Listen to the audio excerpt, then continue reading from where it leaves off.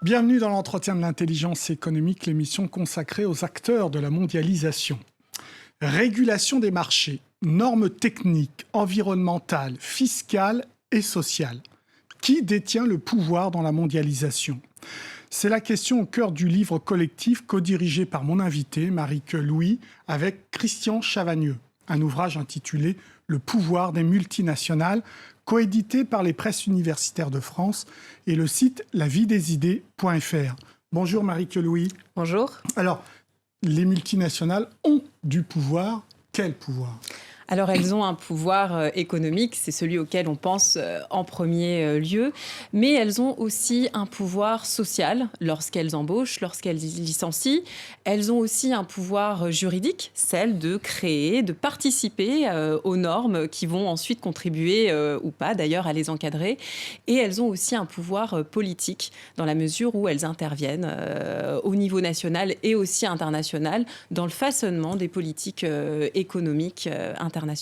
Alors c'est vrai que l'économie, la science économique n'a pas l'habitude de prendre en compte les rapports de force et donc les rapports de pouvoir. Alors ça, c'est effectivement un des biais de l'économie. C'est un biais qui a commencé à être corrigé dans les années 70, notamment à la faveur d'une chercheuse britannique qui s'appelle Susan Strange et qui est mise à l'honneur d'ailleurs dans la bibliographie attachée à cet ouvrage.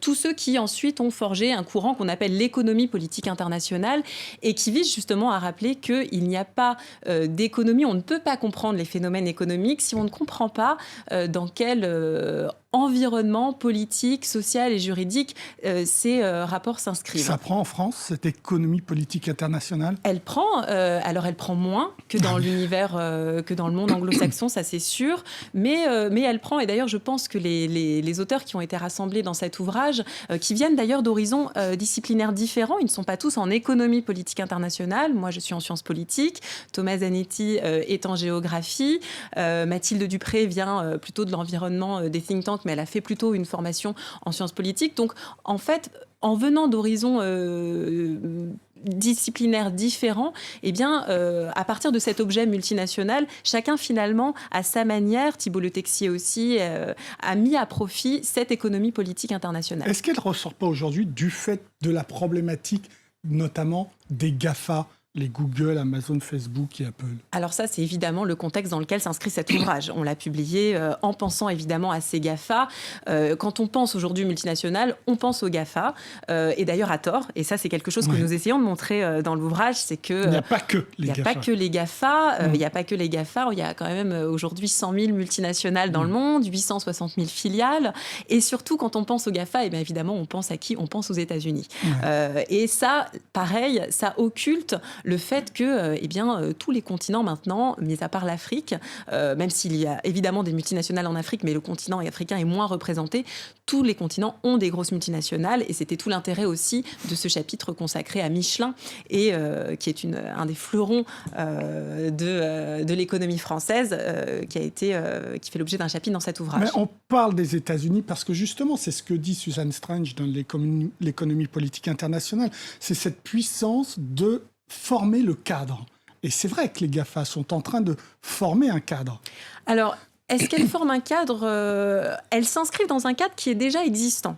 Depuis plusieurs décennies. Qui a été modelé par les États-Unis en partie. Qui a été modelé par les États-Unis, qui a été modelé aussi par les pays européens. Ils ne sont pas à la traîne là-dedans. Ils sont très bien représentés dans les institutions de la gouvernance mondiale, que ce soit au niveau onusien, que ce soit au niveau de l'OCDE, de l'Organisation internationale du travail.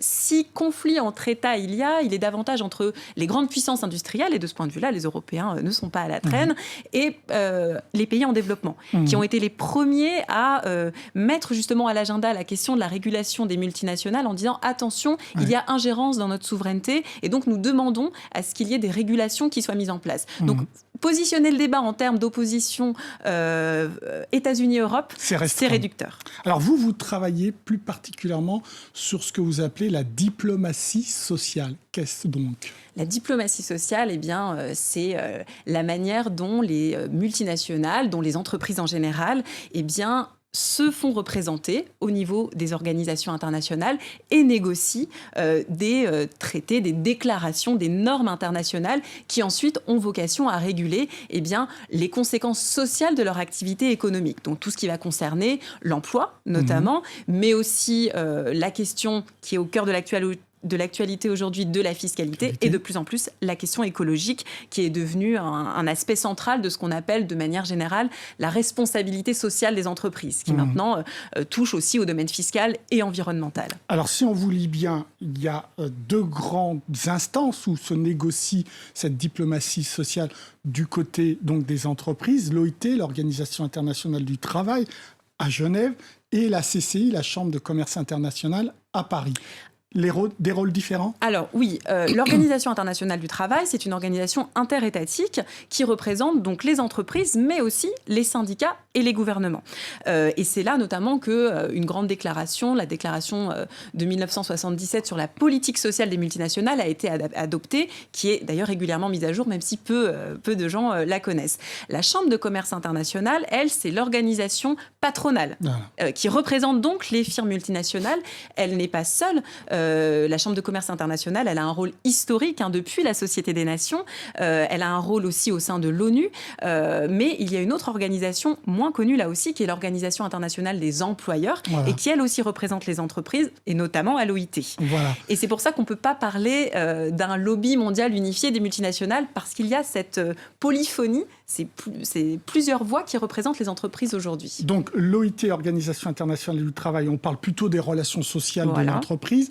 À la CCI, c'est quoi le champ d'intervention des multinationales ? Alors, au sein de la Chambre de commerce internationale, les questions qui ont été très importantes, ça a été historiquement la question de l'arbitrage. Comment est-ce qu'on résout des différends, notamment avec les États, mais aussi entre les entreprises. Donc sans passer par les tribunaux classiques. Sans passer par les tribunaux classiques, ce qui ne veut pas dire que ce sont des tribunaux illégaux, mais en fait, ce sont des règles privées, une justice privée. Et la Chambre de commerce internationale s'est beaucoup investie ces dernières années en partenariat avec l'ONU sur la question des ODD, des objectifs du développement durable. Et donc, elle est très investie depuis les années 90, notamment sur les questions environnementales. Autre forum, Davos.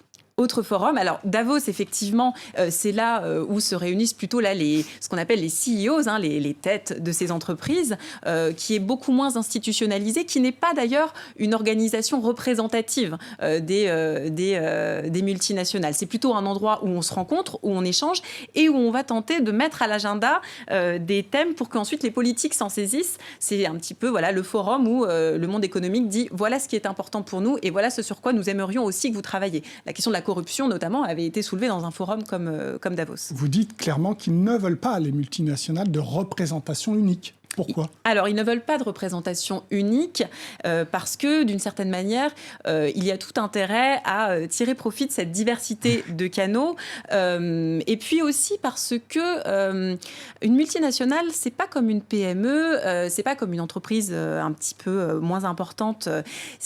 Elle n'a pas toujours besoin des organisations patronales pour entrer en contact avec le politique.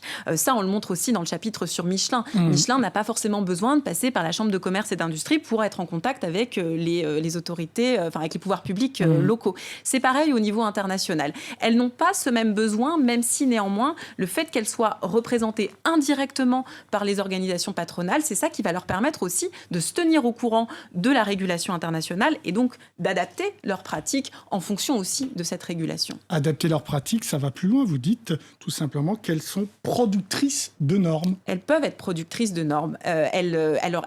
Parfois, elles peuvent l'être seules lorsqu'elles décident de produire leur propre code de conduite, mais le plus souvent, en tout cas ce qui est abordé dans cet ouvrage, c'est lorsqu'elles sont plutôt coproductrices de normes avec les États, et c'est pour ça qu'on insiste, et j'insiste particulièrement dans l'idée qu'il ne faut pas opposer les États et les multinationales, puisque, et notamment dans le cadre de l'OIT, ces normes, elles sont négociées au terme de compromis, parfois houleux, notamment avec les syndicats, et donc elles sont partie prenante de l'élaboration de ces normes.